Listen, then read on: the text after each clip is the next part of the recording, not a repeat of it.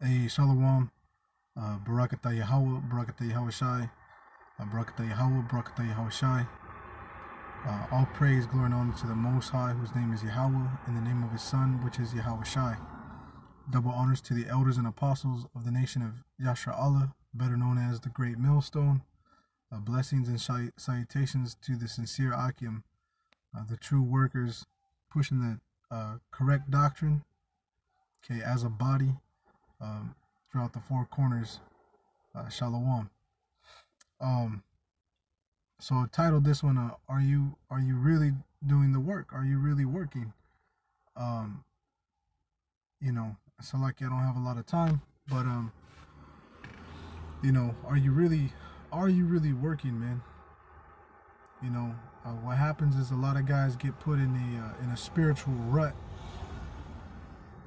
because being in slavery and in captivity, um, you've gone from one captivity to the other, which is good. You're a bondman to Yahweh, why Yahweh Shai. That is true. That is a true thing.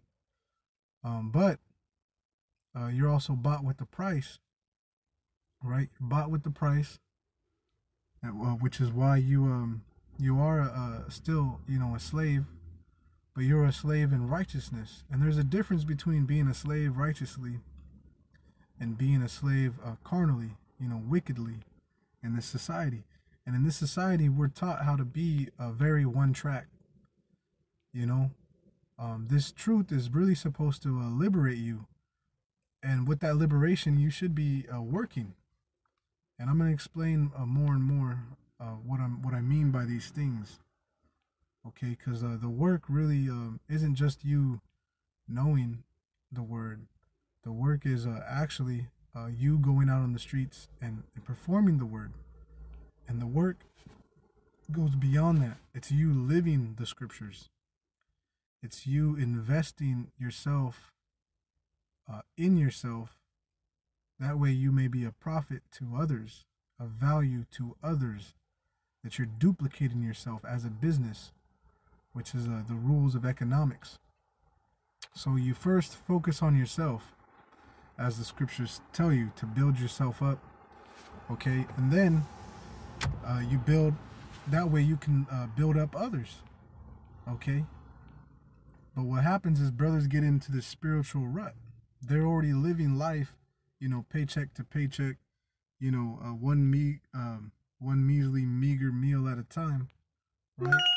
And then so like and then they come into this truth, and now they find some purpose and some meaning, but they're just as limited as they were in the world. They have no vision, you know. And when you have no vision, you don't really know where you're going, man. You're supposed to have a desire for this thing, okay? You're supposed to have a so like okay, you're supposed to have a desire for growth, and the growth doesn't start and stop with you just knowing the truth and learning the breakdowns and doing sit downs and going out and doing the work.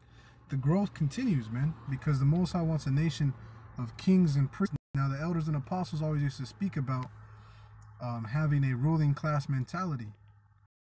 The ruling class mentality comes with a trait of a desiring of a legacy, to leave something behind.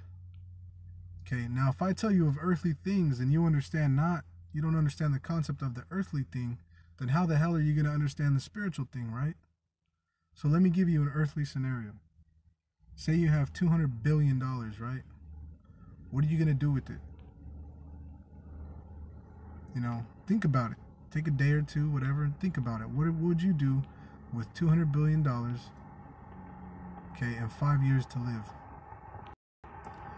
Some would answer this question with, the obvious statements, tithing, charity, and then after that, they don't know what to do with it. They would just blow it. All right, that's okay. But yeah, you can't take it with you. But what about your legacy, man? knowing, you see, you got to be a little bit more large-minded. Having a, knowing you're coming back in the third or fourth generation, are you going to set yourself up? Are you teaching yourself and others to, to, to not be a forward thinker? That's not a ruling class mentality. That's not the mindset of a legacy. What Yahweh Hashem Yahweh Shai are doing, okay, they're setting up an eternal kingdom. Now look at all the things that are taking place for us to have an eternal kingdom, an eternal legacy. Are they saying, hey, look, you're going to rule for a while and then, look, you're just going to blow it?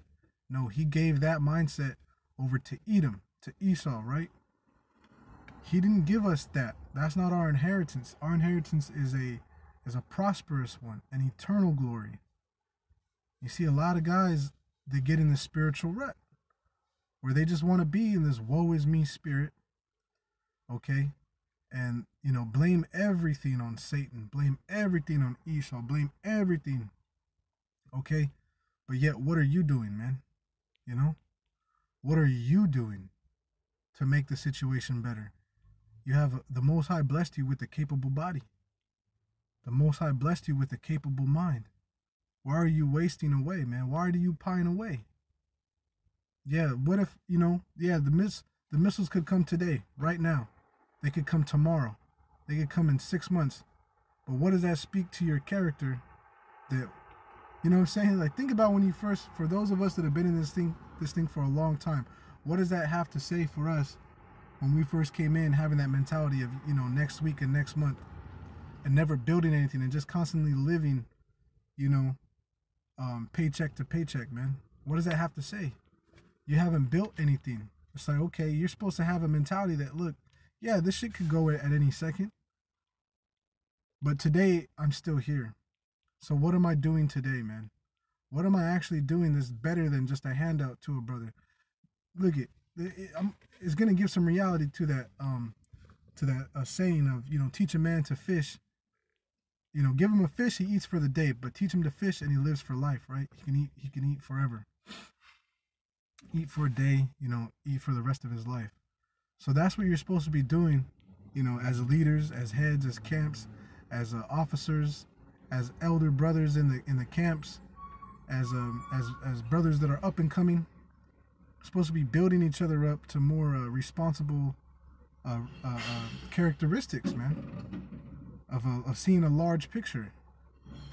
Okay, it's not about necessarily. It's not necessarily about the money.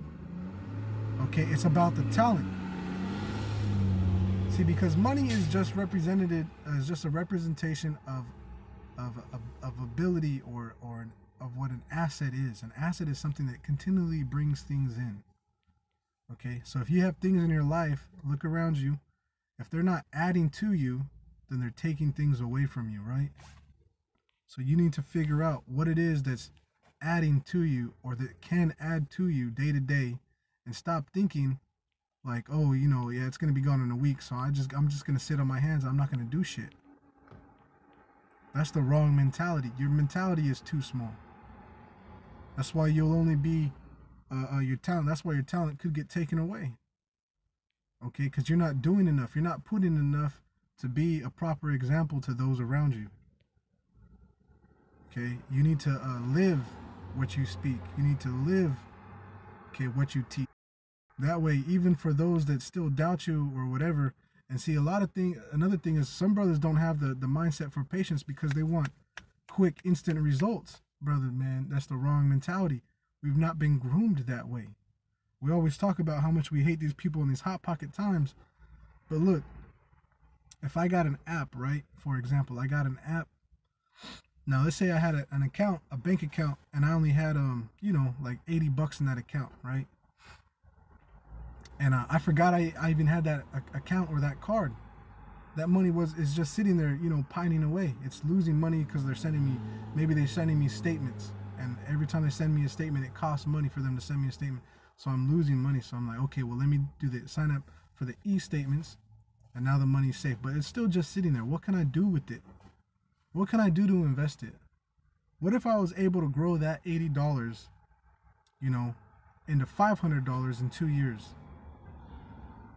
You know, 6 months in, I show, maybe I show somebody, hey, look, I've made a growth of $80 right now. You know, and you know, I'm hoping for this by then. You know, and a brother's like, they don't have time or patience for it. How do you not, though, man? You know, how do you have time or patience to put you know, a little bit of effort, you know, into something to have a greater payout later? Isn't that what we're already doing now? Are we not already putting in a little bit of effort, a light work, and a light yoke into this work to receive what? An eternal payment. So if you have that mindset spiritually, but you're not applying it physically, I don't believe you. I don't believe you, man. If I tell you of earthly things and you believe not, how much more spiritual, man? You know? Brothers need to really focus in on all these videos that brothers watch of this brother and this camp and that camp. All these videos you brothers watch. And you're really not catching the message, man. It's like what Kanye West is doing and did. You saw that. For anyone that saw the interview with that he did with Charlemagne, okay, what was Kanye really talking about in that? It's bugged out. Yeah, you laugh at his hair and his clothes, and okay, yeah, all the obvious surface level shit. But what was he really saying, man? What was he really talking about? He was talking about building and creating a legacy, man. Starting empires, ruling societies, man. Did you not catch that? All that land, and he wanted to make his own community. You know, all this time on his hands, and he's investing it in himself to build and grow businesses. Yeah, he's failed, but he's learned from his failures, and he's still going. So here it is. He was all 100% nigga, right? And he noticed, look, this shit ain't getting me nowhere. So then he starts veering out away from the ghetto grimy side of things. It's always gonna be there. It's always gonna be in the gutter. And then people get on him for that. So then he leaves that and he comes back. You know what I'm saying? Basically, look, you can't worry about what other people think, man. You got to just do it. You create the world and the world will exist, man. Stop being in a spiritual rut. Want to just be bare minimum. You don't want to do anything. You don't want to do anything big. Look, man, if you don't think big enough, man, I don't want to be around you too much, man. Cuz you're going to make me think little. And I don't like thinking little, man. I like to think big. You know? That's what made this whole thing possible. You should be do you have the faith of the grain of the mustard seed? Yeah, it's tiny. It starts very small. It's the smallest of them all, but it grows into the biggest of them all. It grows so big, your faith grows so big that you could move mountains. Now, spiritually, hey, you're gonna shake down these governments, man. You're gonna tear down a mountain by your faith alone. Speaking the kingdom into existence is bringing this kingdom down out of existence. The power that's within you, the kingdom that's within you, are you really trying to let it shine? You know, this little light of mine, I'm going to let it shine. Are you really putting it on a hilltop? Or are you particular about how and where you let it shine? Maybe you still have shame in you. Maybe you still carry doubt. Well, you obviously carry doubt if you think small. If you have no ruling class mentality of a leader. Come on, man. Be big. Brothers, we're huge, man. We're giants. We're nobles. So be that, man. But anyway, that's my time frame. Man, all praise, glory, and honor to the Most High, Yahweh Ba'Shem Yahweh Shai. Double honors to the elders and apostles, the water. You know, the water. And honors to the sincere. You know, hopefully this was edifying for the elect. Hey, shalom.